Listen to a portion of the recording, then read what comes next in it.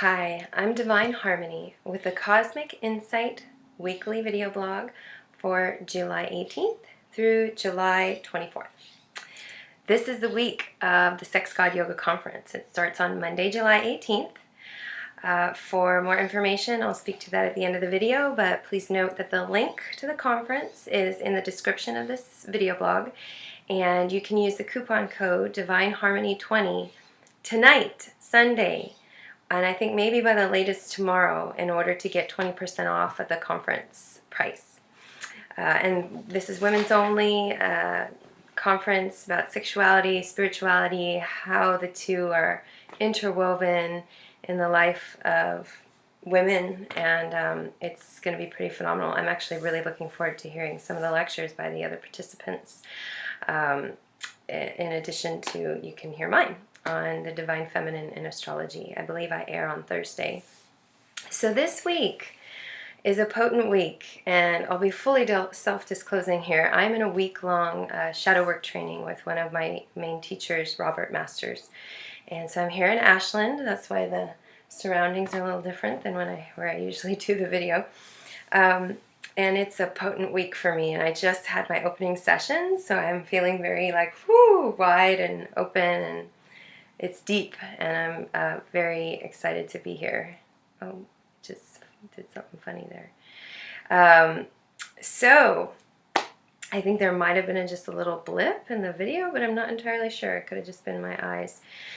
So this week is a deep week. So first of all, we'll start with Monday. Monday, Mercury and Leo trine Saturn, and then into the next day on Tuesday, Mercury quincunxes Neptune, and so Mercury triggers the Saturn-Neptune square.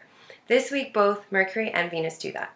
So Saturn square Neptune, root chakra versus crown chakra, reality versus dreams, ideals, illusions. It's definitely a reality check kind of week. It's like the quincunx to Neptune with both Mercury and Venus this week is really shining a light on where we can't see our stuff, where we're stuck in ego, where we're spiritual bypassing, where we're being in the love and light but not actually looking underneath and getting into the deeper stuff. With the tense Neptune aspects, we want to take off the rose-colored glasses. We want to see reality. We want to see ourselves clearly. We want to see others clearly. And this week with Mercury, kicking off the week with the triggering of the Saturn-Neptune square, we need to be really aware of communication and thoughts and perception. Where are we deluding ourselves? Where are we kind of pretending some aspect of the truth is not really true because it benefits us in some way? Luckily, Mercury is trine Saturn, and it's like helping us to anchor into a deeper truth within ourselves, seeing pieces we couldn't see before in relationships with others, in situations in our lives, in the world around us. So the week gets kicked off with this energy, and then Tuesday, Eris stations retrograde at 24 degrees Aries. And Eris, she's a powerhouse. She's the goddess of discord and chaos. But she, kind of gets a bad rap. You only hear half of her story, her dark shadow, unconscious side. But her medicine is actually that of the dark goddess that shines a light on the shadow and shit that nobody wants to look at. And it brings stuff up big time. So when she threw that apple of discord, if you've heard of her myth, she's the one that wasn't invited to the wedding party. She got pissed. So then she shows up uninvited, takes the apple of discord, and on the apple it says, "To the fairest," and she throws it in front of the three main goddesses, Juno, Aphrodite, and Athena. And they all fight over it because it's for the fairest. And she didn't start that rivalry and competition with those goddesses. She just illuminated it by doing what she did. And that's what Eris energy does, is she illuminates the shit in the shadow, what's toxic, stagnant, stuck. She pulls the carpet back and reveals the festering stuff underneath that nobody wants to look at or deal with. So Eris stationing is potent, and it's a great week to be in shadow work. Great and intense. It's also the full moon in Capricorn. And this full moon, I wrote a whole blog about it. You can find it on my website, divineharmony.org. It's listed under Cosmic Insight in the toolbar and then Astrology blog. I think I titled it Cathartic Release something about catharsis. There's a huge cathartic energy with this full moon. It's like breaking structures and rigidity and where we've been holding on and holding in and holding on to the past or holding on to some idea of ourselves that's not valid anymore. And this full moon can blow it out of the water. This full moon is square Uranus and square stationary Eris. And so there's a very disruptive energy that's wanting to release what's trapped underneath, whether it's shadow material we're disowning, emotions that we're holding on to from childhood, who knows? Where it's playing out in your chart can, be different for each of the signs. So check the weekly horoscopes for that. But it's definitely a potent full moon, and I highly recommend reading the Lunar Insight if you want like the deeper download. But that's the little sound bite. Wednesday, Venus trines Saturn, and then into Thursday, Venus quincunxes Neptune. So here we go again. We got Venus triggering the Saturn-Neptune square. So Venus with Saturn can be great for anchoring into a deeper sense of self-worth and self-value and knowing who we are and what we need. But Venus-Neptune is like, where are you not seeing clearly? Where do you have a veil over your eyes? Where are you wearing rose-colored glasses? Where are you not seeing situations or people, relationships, financial situations clearly from a place of self-accountability, your piece in it, but also other accountability? What's not your piece? And you don't need to be taking it on, and you can give that shadow back. So, Monday through Thursday, Mercury and Venus trigger the Saturn-Neptune square. So it's a great time to be willing to face reality, deal with reality, be head on, be a warrior for truth. That's kind of like a mantra this week. Actually, my personal mantra this week is, I joyfully align with truth in all areas of life. And so that's what I'm calling it. So I welcome you calling that in as well. And then Thursday evening, Mercury aspects the nodal axis. So Mercury harmoniously aligns with the North Node of evolution and destiny, but it makes a tense aspect to the South Node. So the South Node is karmic patterns, where we're stuck, where we, keep on playing out the same old patterns over and over. And essentially Neptune and the South Node are aligned right now. It's not exact till November, right around election time, which will be interesting to see how that one plays out. But it is in effect right now. And so Neptune ruling the South Node and then on the South Node is exacerbating the shadow Pisces tendencies. Denial, delusion, deception of self and other, addiction, playing the victim, playing the martyr, checking out.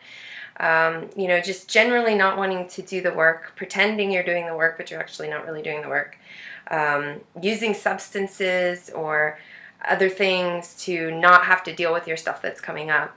These are all shadow tendencies of Neptune and Pisces, and they're being exacerbated this week. And so it's a really important time to be in your body, taking time to meditate, checking in when you're feeling emotions and you go for that, tin of chocolate ice cream, or you want to call someone up and hook up, or you want to drink a bottle of wine. Take a pause. Go sit in meditation, breathe, feel into your body, like what's coming up that wants me to check out right now. I don't actually feel like ice cream and sex and wine are bad in and of themselves. It's only an issue when you're using them to avoid what's going on inside. You're using it to numb yourself. You're using it to fill yourself up from the outside instead of from the inside. And so this week is a good week to pay attention to that. Luckily, Mercury is linking up with the North Node. So aha moments, insights, important communications, information, connections with others can come in and kind of illuminate your path of growth and destiny and really show you where you keep getting stuck and what you need to do to move forward. Friday, the 22nd, Mercury quincunxes Pluto. So after Mercury and Venus trigger the Saturn-Neptune square, they're now moving into triggering Pluto and the North Node. And Pluto is trying the North Node in June. They're done officially, but they're still in effect. They're still getting triggered with each other. Pluto with the North Node is major opportunities for evolution, for growth, for transformation, for self-mastery, for integrity, for deepening into our own individual path of growth and evolution and showing up to do the work and transform ourselves from the inside out. Amazing astrology. But Mercury and Venus are going to be triggering that kind of intensely, particularly with Pluto. So Mercury, Pluto on Friday, great for penetrating insights, deep inquiry. It's great for shadow work or therapy or shamanistic journeys, that kind of stuff. Not so great for communication with another person when it's ego communication. Power control dynamics can ensue, and it's like power over, power under, getting nowhere kind of thing. So being aware of that is important, and really using the penetrating energy of Pluto to look deeply into ourselves first and foremost and get clear on our piece and our stuff. Totally good to do this week. The universe will reward, those who are proactive on their path of evolution and growth. The sun moves into Leo that day, so the sun rules Leo. Very happy in this sign. The coming month, we've got sun moving through Leo, and this is a great time to connect with our heart, our fire, our creativity, our spirit. Leo is a playful sign that wants to have fun and enjoy life. Of course, we need to balance, dealing with the shadow and the shit and having fun. You don't want to be having fun just so you can bypass dealing with the crap. But too much being in the crap without some fun, not so great either. So you want to balance it. It's like, get out there, play, have fun, but make sure that it's coming from the heart, that it's coming from an innocence and a purity. Watch out for the shadow side of Sun and Leo, self-involvement, narcissism, needing to be the leader, can't be the student or the follower, making it all about me. The sun rules Leo, and if you look at the sun in our galaxy, everything else is rotating around it. And so one of the shadow sides of Leo can be when we think everything is all about us. So just be aware of that in the coming month. On Saturday, the sun squares Ceres in the morning and then squares Juno in the evening, and Ceres and Juno are opposite each other, and Ceres is the great mother, has to do with mothering, home family dynamics, nurturing, safety, security. Juno is the wife asteroid. She has to do with committed relationships, partnerships, marriage, but also business relationships, where money is shared even. And so the sun triggering both can actually bring pivotal points of kind of opportunities for choice in what direction you're moving in. And there can be conflict, there can be issues that are arising, but also awareness, perhaps, if you sit with the conflict and allow the awareness to arise on the path forward. Sometimes when you've got this or that and neither work, there's a third path. And if you just sit still enough and quiet enough, the third option will reveal itself. And so that can be something to be aware of this weekend. Same day, Saturday, Venus links with the nodes. So Venus semi-sextiles the north node and quincunx is the south node. So another day of really looking at where do we want to not see things? Where are we putting those rose-colored glasses on and saying, oh, it looks great, when actually it's not. And, the only way to shift and change is when we're really looking at what's not okay. First and foremost, inside us. Like, this is a big piece that I'm, deepening into and learning in deeper and deeper ways. It's wonderful to be able to see the shadow in everything and everyone else, but if you can't see it within yourself, it's a moot point, because you can't change the rest of the world. All you can do is change yourself. So keep that in mind this weekend. And then the weekend ends with Sunday, the 24th, Venus, quincunx, Pluto. So Mercury, Pluto Friday, Venus, Pluto Sunday, deep energy all weekend. Excavation of truth, digging, getting to the root of things, exposing the shadow, exposing what's hidden or toxic, stagnant, or stuck. Great time for therapy, for, deep inquiries, shadow work, whatever, helps you see parts of yourself you don't want to see. But not so good for power control dynamics in relationships and around money, especially with Venus. So, steering clear of that and finding a way to focus that Pluto energy on just being, again, a warrior for the truth, like wanting to see the truth and align with it on all levels. And then the week ends with Mercury semi-sextile Jupiter. So a beautiful aspect ending the week. Mercury Jupiter is just great for communication, for expansion, for learning, for growth. There's this opportunity, this opening for a new understanding for all of us, personally, and in connections with others, and situations in our lives, in the world around us.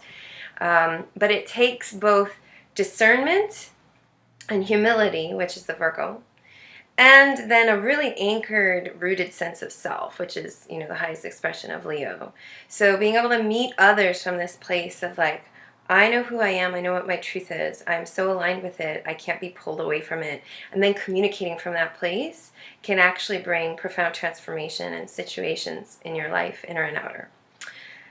So that's the astrology for this week. I hope that the women out there will join us for the Sex God Yoga Conference. It's going to be phenomenal. There's going to be, I believe, over 150 hours of lectures.